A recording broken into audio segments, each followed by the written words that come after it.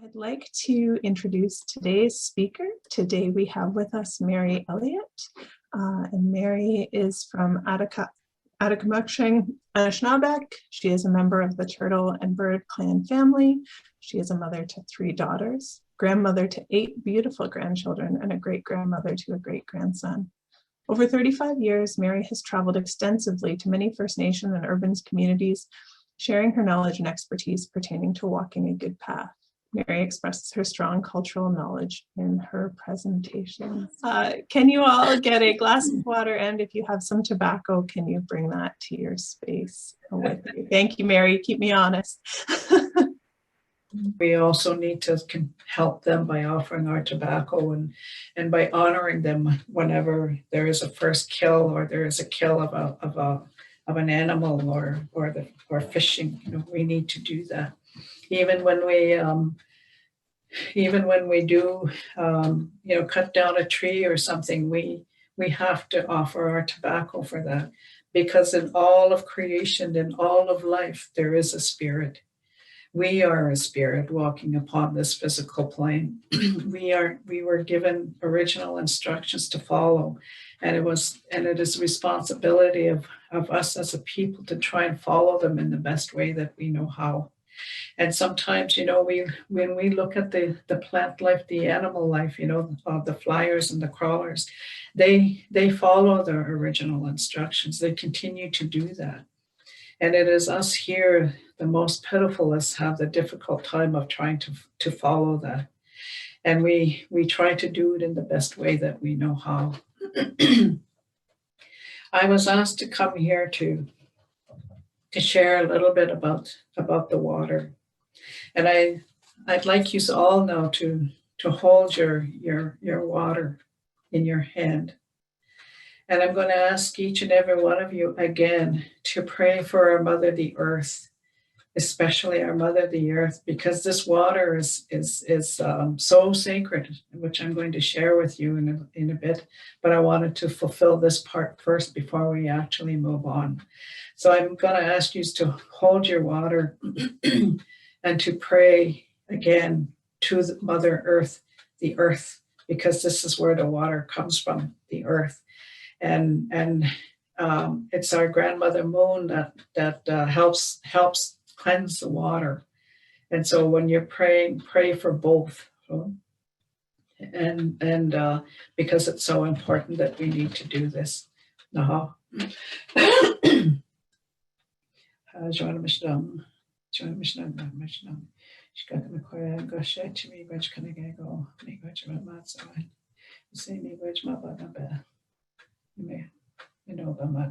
We say to me, for bringing us together here. We say for this Naba, this beautiful, precious, sacred Naba. We give thanks for being able to bring it here and to share teachings and to share that understanding of who we are as women of this creation. And so we say to me, for bringing us together here. We say to me, even from Sanalik, Nokmas Nalik, Minish, to me, can I get me, from outside. Me, no message for bring there to me, can I get go, me, from outside. Call upon you, we ask you to be with us and to help us here as we come together. And we say to make us for this beautiful water.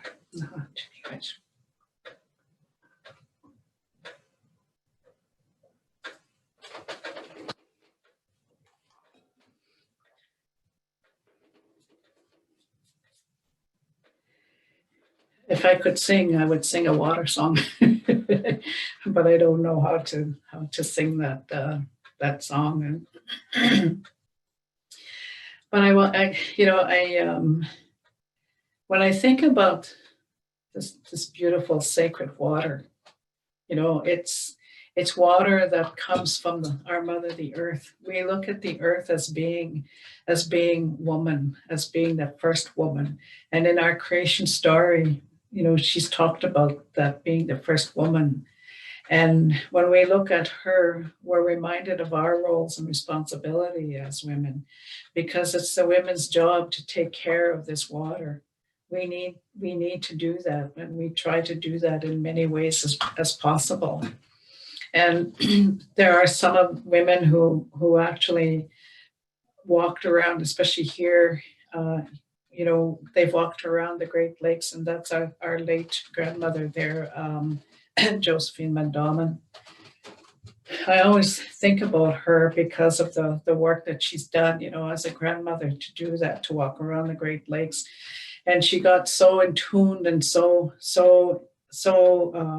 that she was able to communicate with the water, the spirit of that water. And she shared so many teachings about it, and just to hear her talk about that water, because she had made that connection with that water, that water was eventually starting to talk to her. And so, when we look at that, for example, there are many people out there that have made that connection to that water. And I wanted to share something with you that one of our grandmothers here as well, who talked about it in this way. She said, we were on a call similar to this, and she was on that call, and I want to acknowledge her. Some of you may know her. Her name is Barb Nolan, and she talked about the water, and she was talking about it from Anishinaabe, our language. And she said, when you take that water, which we say nebe, and she said, what that means is that when you say nebe, ni means indicates that the water goes away from you. She said that ni. That be indicates that the water is coming to you or towards you. So you can't just say ni or you can't say be. You have to say them both, nibi, because they work together. And when you think about that, and we as Anishinaabe people, we have that reciprocal relationship. And that's what it is. We give and receive, in that same context. That water is that same way that nibi, it comes towards you and then it goes away from you. I thought that was such a beautiful teaching because of the way she brought that to us. And it made sense. It made so much sense when she brought that forward, because we hear that term often, nibi. Some say nibi, some say nibi, and so I can only imagine and think about like the late Josephine Mandam and how close she was connected to that water and for the spirit of that water, because that water is life. That water has a spirit. And so, when we communicate or we offer our tobacco to that water, we're helping that water to rejuvenate, to renew itself in that way. And so by listening to how Barb spoke about this, what need be, it brings back a lot of memories for myself in terms of the work that I do.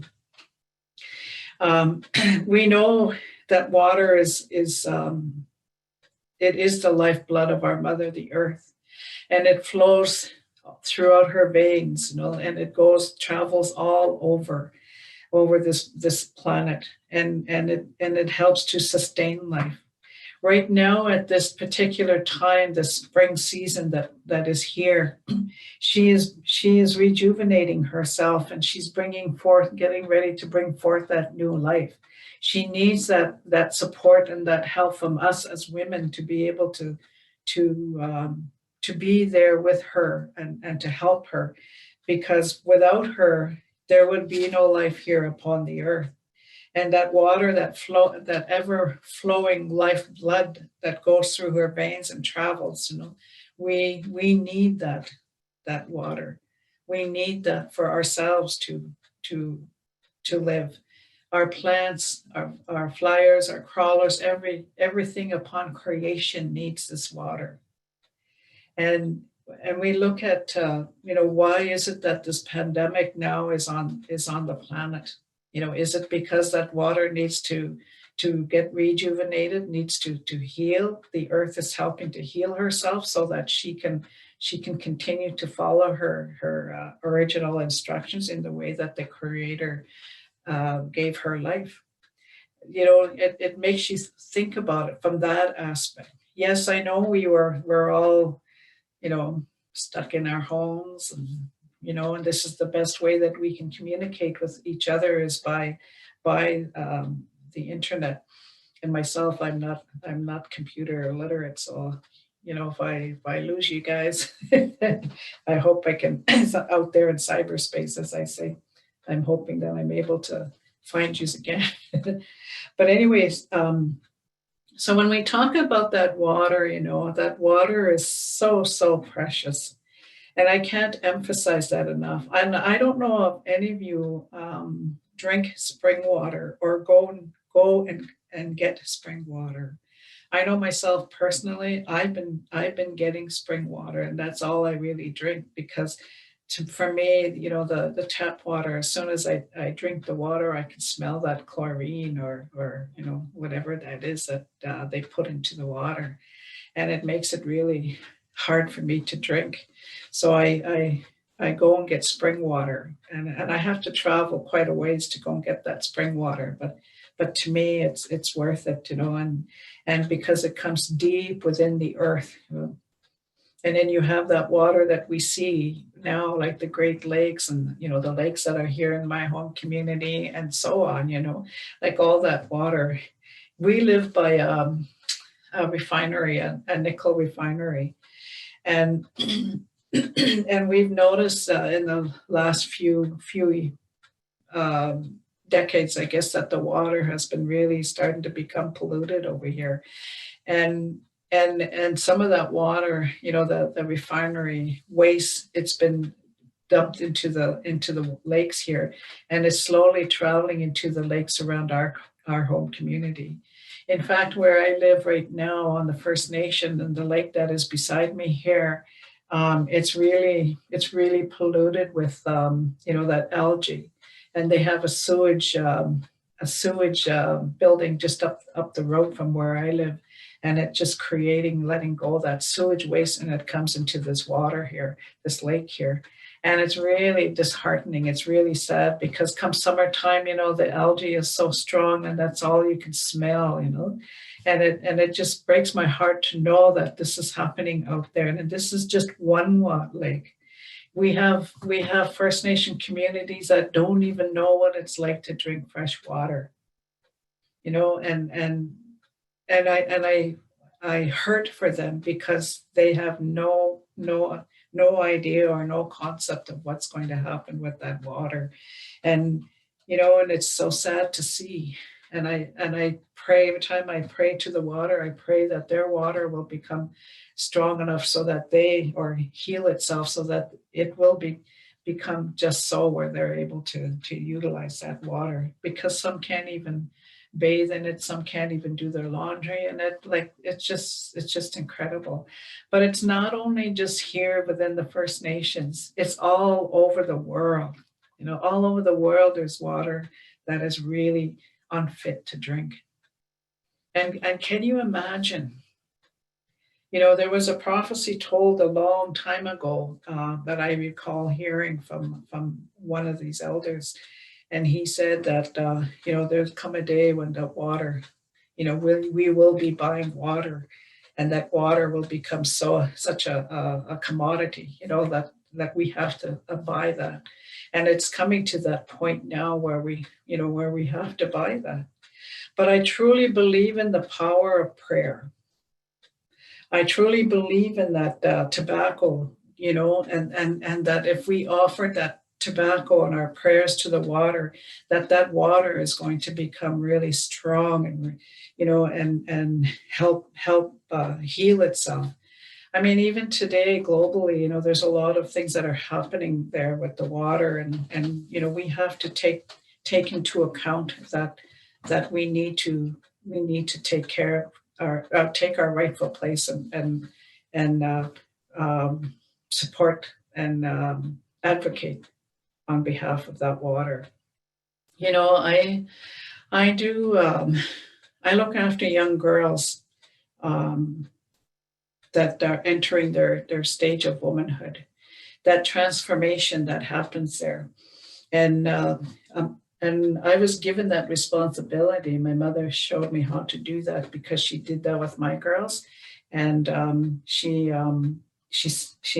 said that to me. Now you can do that with the young girls that you meet.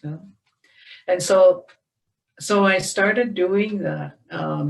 Oh gosh, I don't even know how many years it's been now. But when I first started, when I look, like all my daughters have done their rites of passage, that what we call the berry fast, and they did do it, and and what they're doing is that they're replenishing the water that we take for granted. Like we have this up to here. So when they do that berry fast, it brings that water up to here and it makes that water that much stronger. And there came a time where, many of our women weren't doing those. My own mother did her rites of passage when she was 11 years old. And when we do that, I was 13.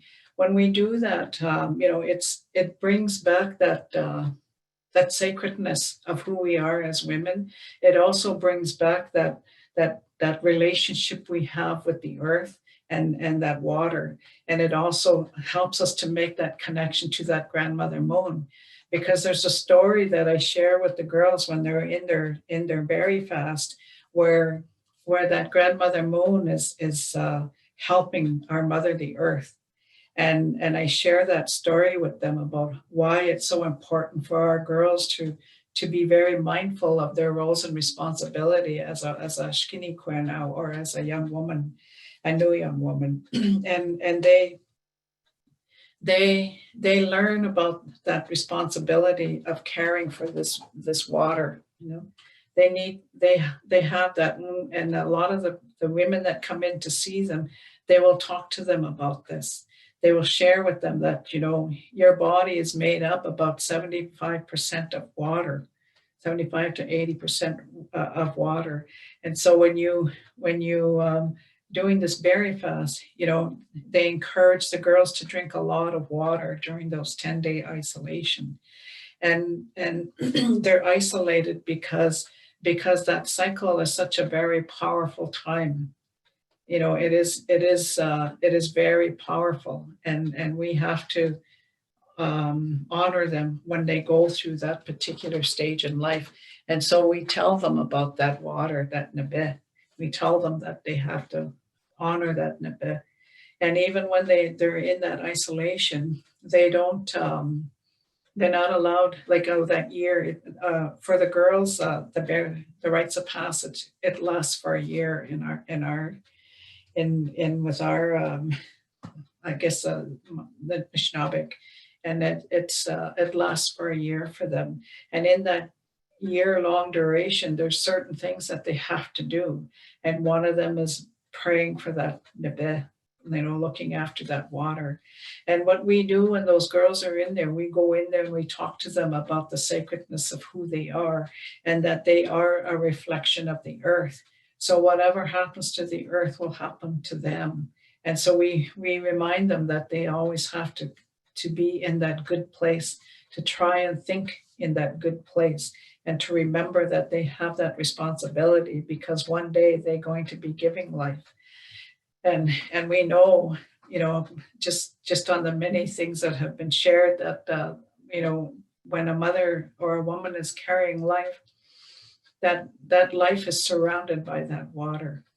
And when that water, when the baby comes, and this part here, I guess, kind of, I don't know, maybe saddens me a little bit, because a lot of our women out there now are going for C-sections. They don't really go through that process of the natural birth, the natural birthing process, because once that water breaks, and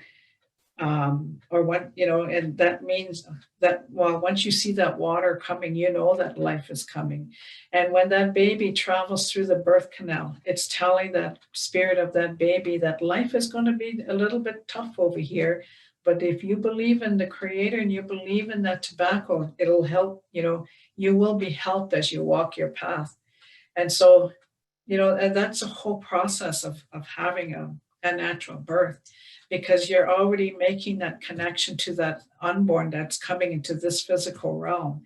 And that water is telling you that life is coming. And so when that little one is traveling through the birth canal, you know, he or she is saying, okay, I got it. No, just kidding. You know, I know what you're talking about, Mom. No. But anyway, so we teach our girls about that.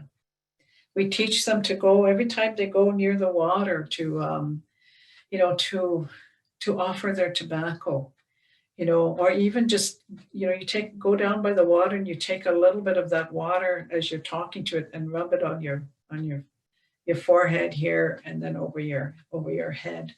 My uncle used to say that. He said, because that when you do that water there or that lake is acknowledging you, you know, and when you offer prayers there, that water is acknowledging you there.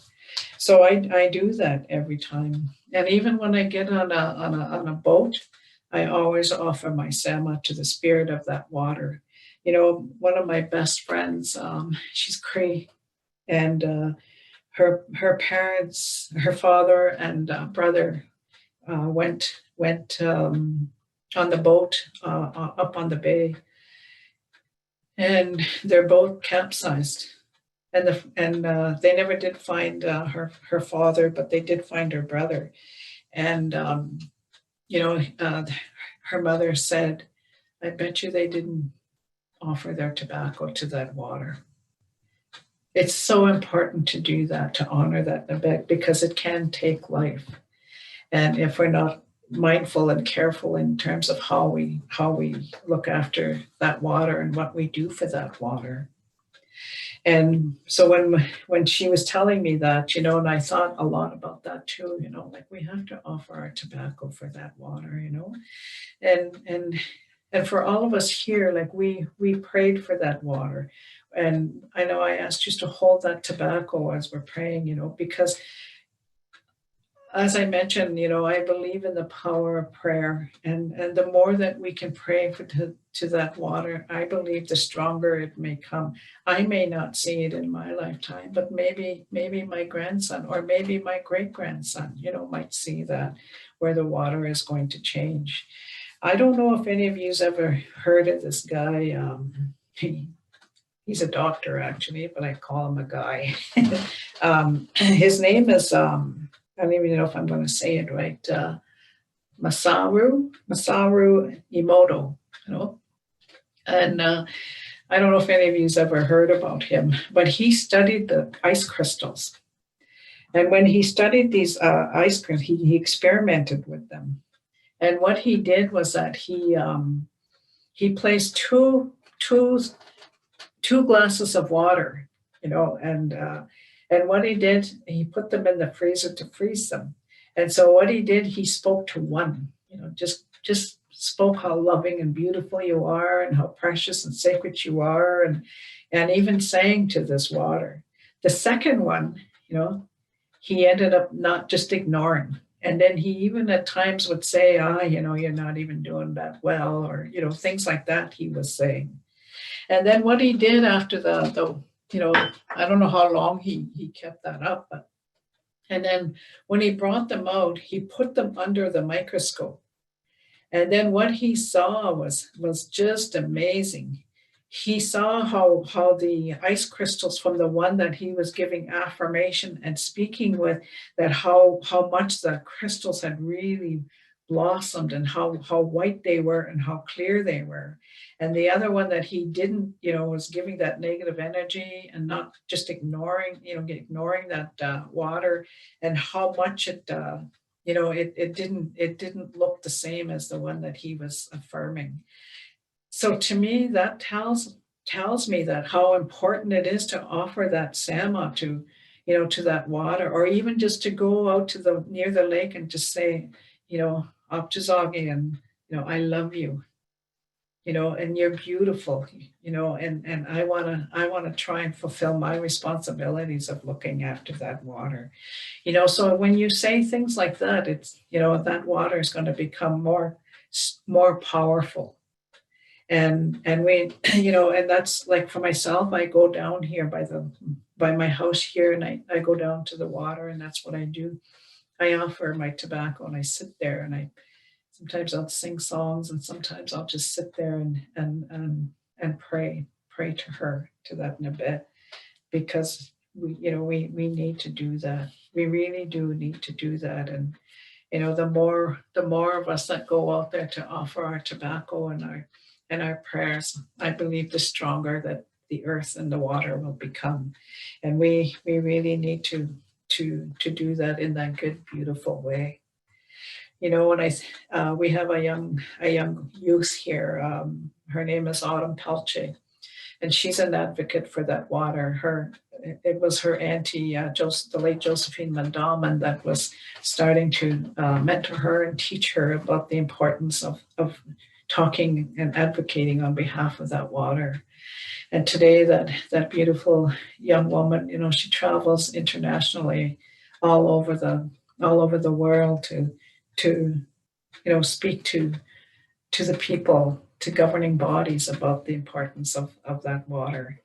And even when she was little, she was probably, I don't know, maybe 11, somewhere around there, she met the Prime Minister here in Canada. And when she was the Assembly First Nations presented her with a bundle to give to the Prime Minister. And when she was giving the Prime Minister that, she started to cry, because he did say to her that I will help with that, and he hasn't followed through to this day.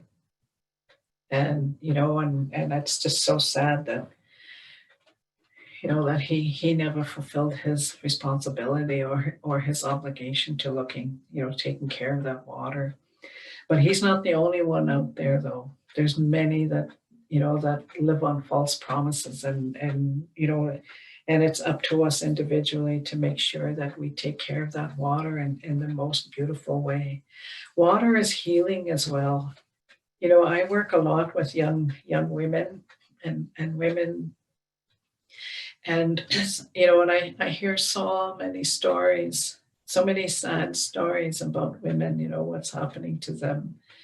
And it just breaks my heart to know that women are going through these things. And I'm not going to get into the history of First Nations people, but part of that, and that's where that comes from, though. But here we are, with, when the women come to see me and they want to talk to me about, what's happening in their lives. One of the things I kind of encourage them or recommend to them is that when you go home, or even if I'm talking on the phone, when you go home or get off the phone, I want you to take a shower. Let that water, cleanse you.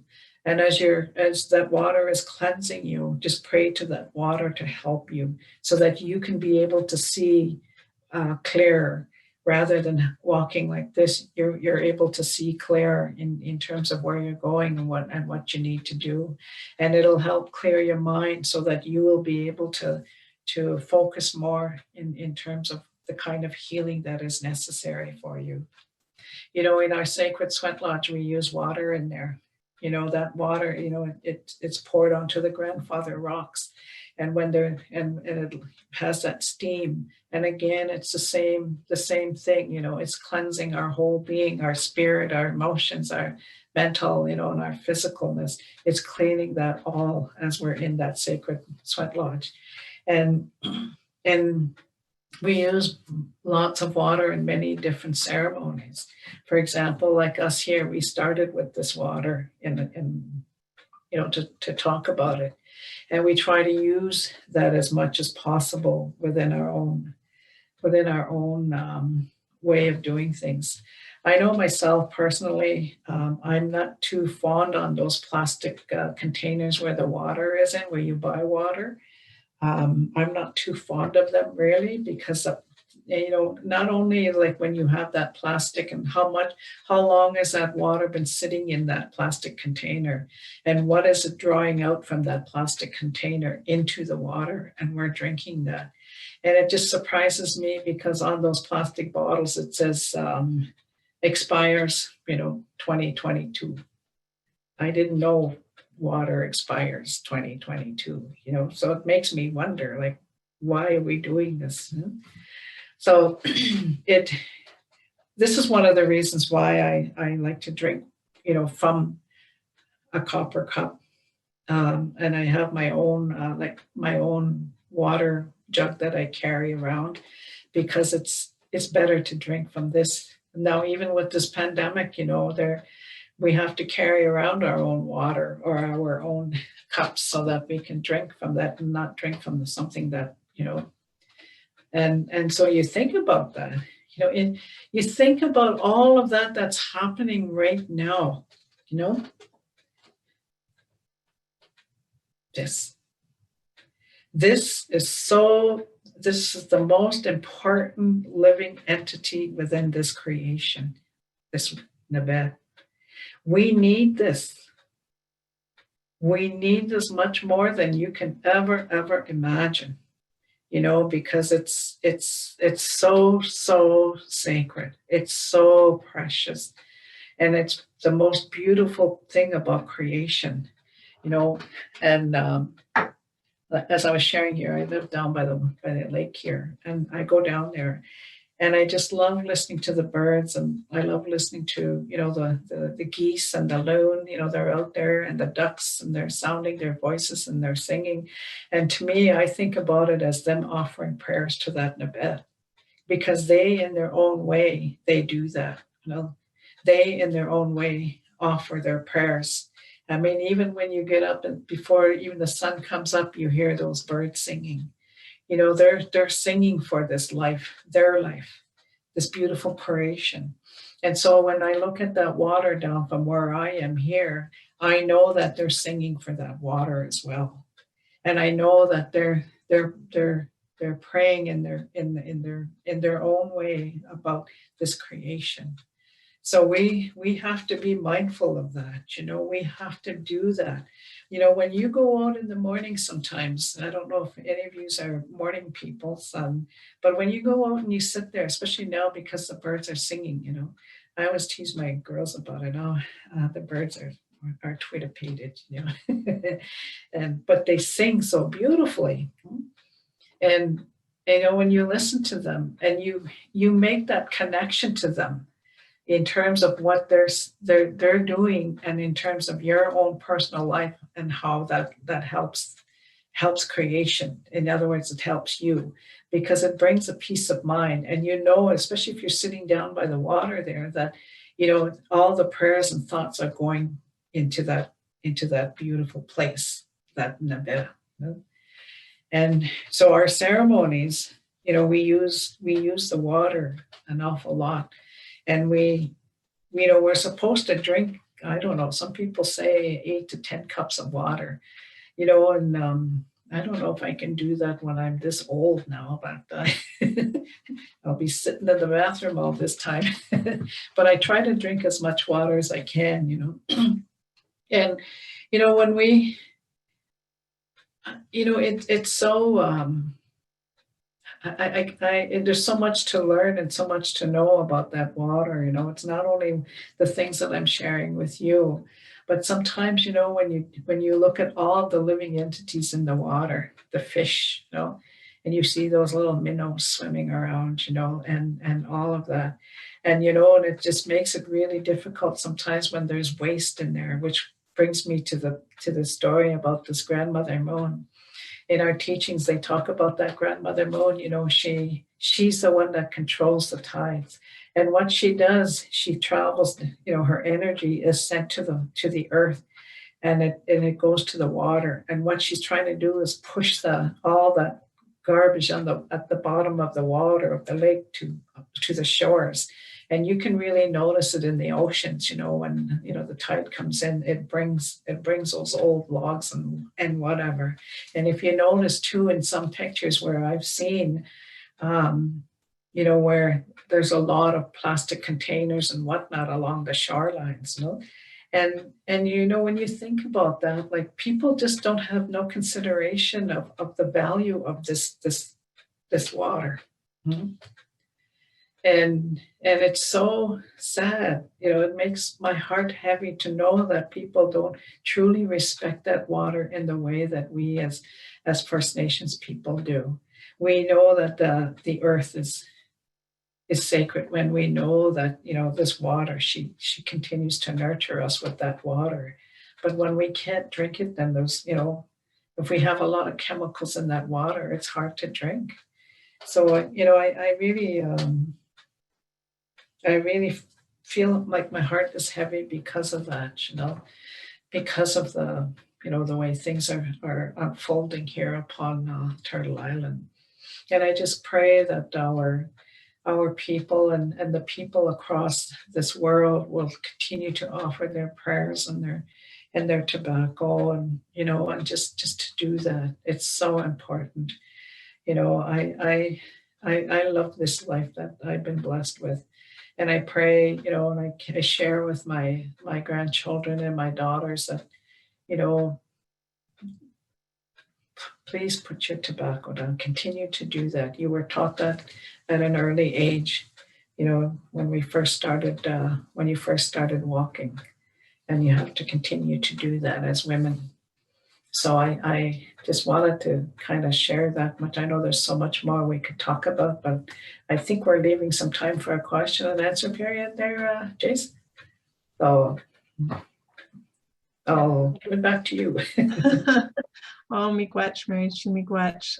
It's so lovely to hear your teachings and your knowledge. I know I always feel better when I'm by the water myself. Many miigwech comments coming in. We do have one question in the Q&A box. Tracy asks, is it too late for older women to do a berry fast? That's something I get asked often. And because there's a lot of us that have never done that berry fast, And the only thing, I asked my mother about that before she passed away. I said, can women do that? And she told me, she said, it would be too hard, she said, to do that, because already they've done the things, they've experimented with life already, and it would be difficult for them to do that. So what she and I were talking about at that time, we both suggested that it would be good if the women fasted for their womanhood. So it would be a 4-day fast, and you would fast for your womanhood because that's who you are as a woman. And you think about your roles and responsibilities, and you think about, being life givers and how you can continue to teach other young women about their roles. So it's good to do it that way. I have a young granddaughter that's coming out of her berry fast, actually after her menstrual this month. And but she was given some tasks to do and throughout the year, and so she's working on those, and then that she'll be able to go swimming this year because that's a sacrifice that they make. They make a sacrifice, and it's only 1 year, and that sacrifice is not to swim and not to travel, and they have to pick these berries, and freeze them. And then I do the ceremony with them at the end. So, but that's the women, I would suggest they just fast for their womanhood. Miigwech. Lynn says she did her strawberry fast last year at the age of 54, and it was the most amazing experience. And she was glad she was able to do it in her womanhood. We also have a question here about menopause. Are there ceremonies or practices for women as they go through menopause? I've never heard of any. I've never really heard of any. When I was asking my mother that one time, and she didn't really say anything about it. But I know, I know it's a change, because what happened to my mother, as soon as my oldest brother was born, this is my adopted mom, when she had her firstborn, her cycle stopped not long after that, and she said that the menopause, she never went through that like the way that some women go through it, and so I've never really heard of any ceremonies per se, but I would suggest though, like, when you start going through that process, to bring some women together and just to support one another and help one another and talk about those different um, experiences that you go through, or those different feelings, because the more you talk about it, the more that you're educating not only the ones that are in your circle, but as well as the ones coming behind you. Because like we need to know that. I never had no hot flashes or anything like that. I never had anything like that when I went through mine. So I don't even know when people talk about that what they mean. So it's good to be able to talk to somebody, get a group together and just women and talk about those.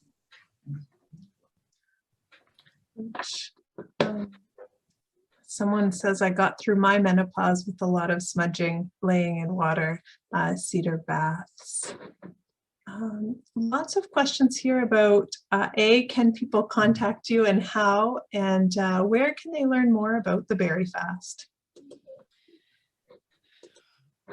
IDHC, no, just kidding.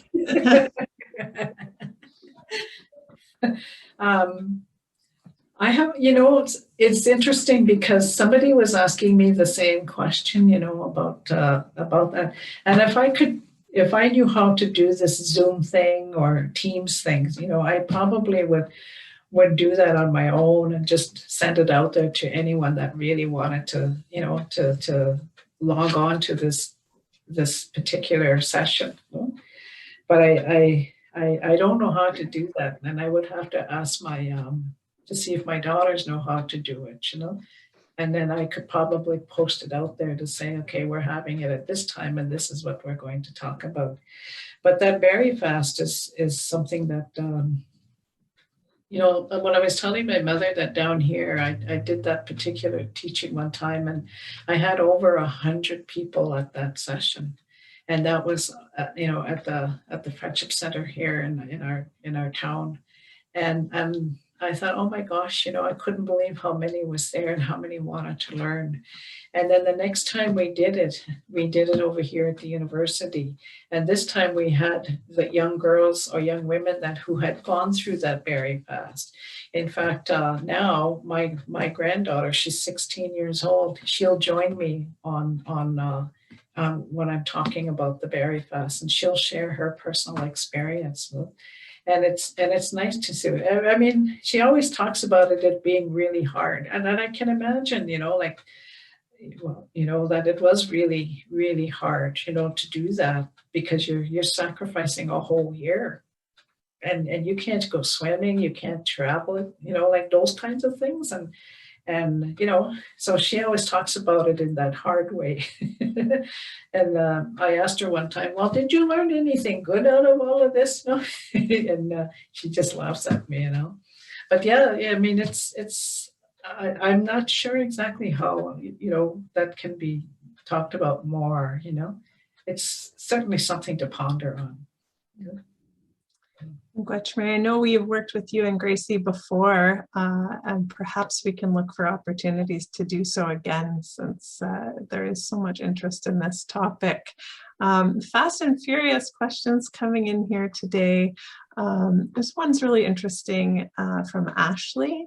Do you think there is a place for white female settlers specifically in their roles and responsibilities for the water that do not place them in positions that seem like they are appropriating Indigenous ways of being?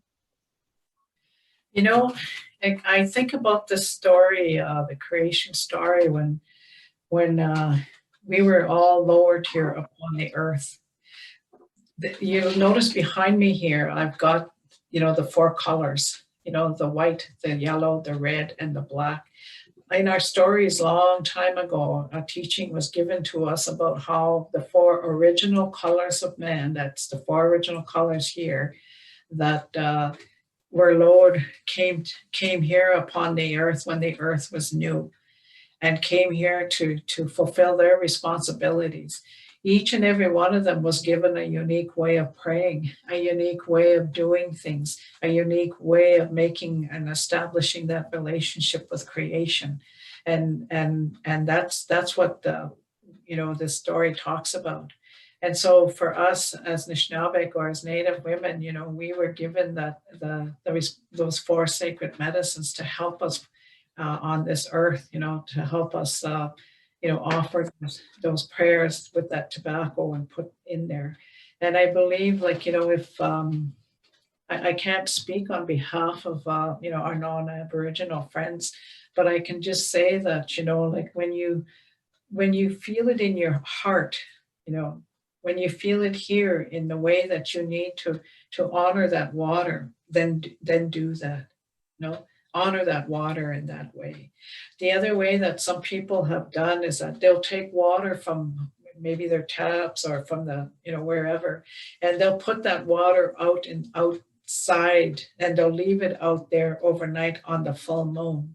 And what that does is that water, it's sending the Nokomis, we call her, the grandmother moon is sending her energy into that water, and then you can drink that water, and it helps you to make that connection in that way.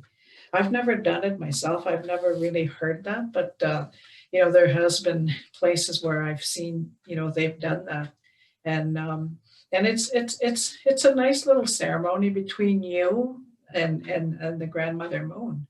And keep in mind, like, as long as you show that love, that respect, that kindness, that truth, and when you make that offering or you sit by that water, just know that that's what you're doing. You're going there in a humble way.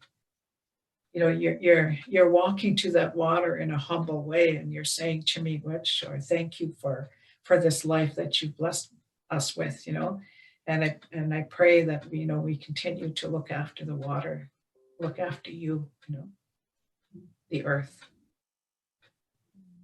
Wonderful. Chimigwech, we've got so many things happening in this chat box here. I think you answered a little bit here about other things people can do to honor and protect water above praying and offering tobacco. Is there anything else you'd like to say on that? On the anything else over and above prayers and offering tobacco that we can do to protect our water? Well, I know myself personally, like I do my own little water ceremony, and like offering the tobacco and talking to that water, the spirit of that Nebe, and just listening to, because I know, like, for myself, I ask for that help for that water, and I try to have that water present in all my ceremonies that I do, and also to sing a song, and just to always honor that precious gift of life, that Nebe. Okay, well, we're just at 2 o'clock here, so I think we're probably going to have to move on. There's one more question about how would we encourage people to drink more water and less sugar-sweetened beverages like pop. I can speak on behalf of IDHC on that one. One of the ideas we use is we use an infuser water bottle, and we suggest people try out flavoring their waters with herbs or fruits to try and infuse more flavor and see if they can get used to drinking water instead of sugar or pop. But with that, the other way too is you start teaching them young. As soon as they come into this, I know my granddaughter in Texas, that's what my daughter did. She started giving her water. That's all she does now. She drinks a lot of water. And then when my other granddaughter that's going to end her berry fast here, that's what she does. She drinks a lot of water. They drink a lot of water, my daughter and her, and they're forever walking around with their water bottles. And then when it's empty, they go and fill it up. So it comes from the mother to teach those ones about the importance and the value of water and drinking it on a daily basis. So Yeah, teaching young is where it actually starts. Yeah. Thank you. Well, Chimigwech, everyone, Yawen, thank you for coming today. Thank you, Mary. It was a wonderful session. I think we could probably sit with you all day if we had the chance to. This is the feedback I'm seeing, and we'll try to find a way to get you back another time. Thank you to everyone as well that joined us this afternoon. It was a really wonderful session. If you'd like to join us again for something, we've got lots of things coming up next month. We have an next week, sorry, on Tuesday, we have an infant massage workshop with one of our diabetes wellness workers, Natalie Moy. She'll be teaching about self-care from the beginning and how that relates to diabetes prevention from the beginning in life. We also have our diabetes wellness worker, Crystal Bomberry, offering yoga the first 3 Wednesdays of every month. She does a gentle yoga and a hatha yoga session. So I've dropped the registrations for those in the chat box, as well as the evaluation for the webinar today. Pardon me? Can I close with a song? You may, absolutely. And so that's it for me, and I will turn things over to Mary to close with a song. Mary, would you like me to stop recording during the song? It's not a ceremonial song. It's more like a round dance style type song. Okay, okay, And, wonderful. It's a Cree song, actually. It's the grandmother's song, and it just talks about looking after the mother, looking after our little ones and caring for them, you know. And I hope I can sing this right.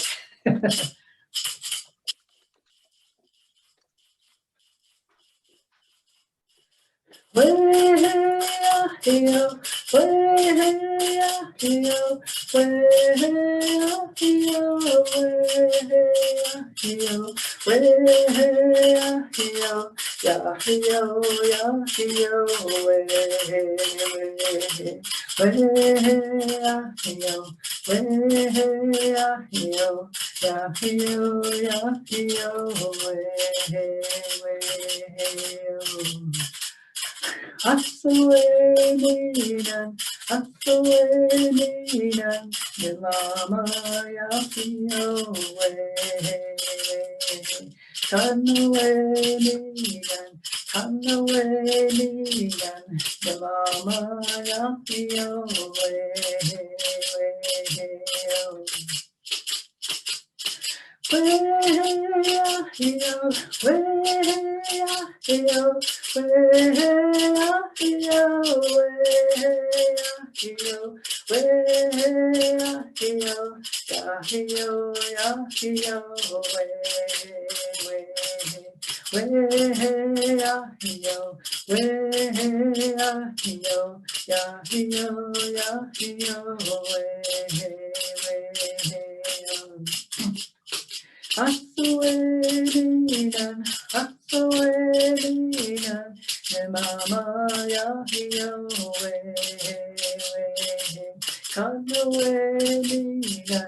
Kanaweninan, the mama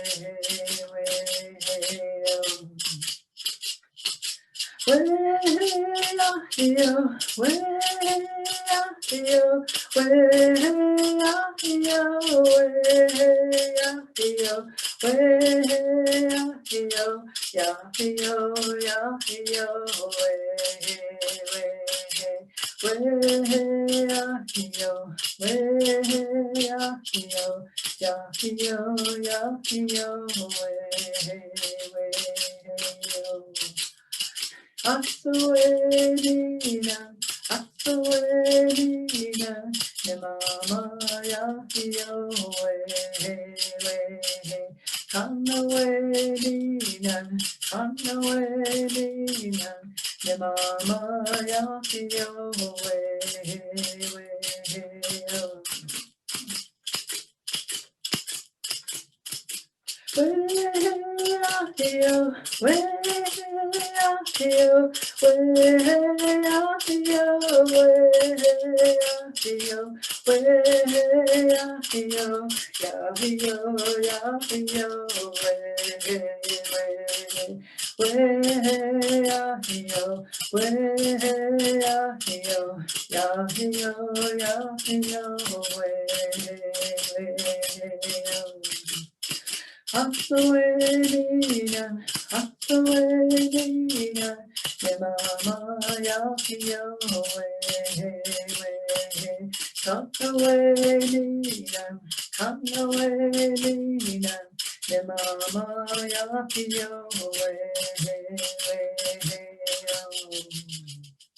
Ah, too much.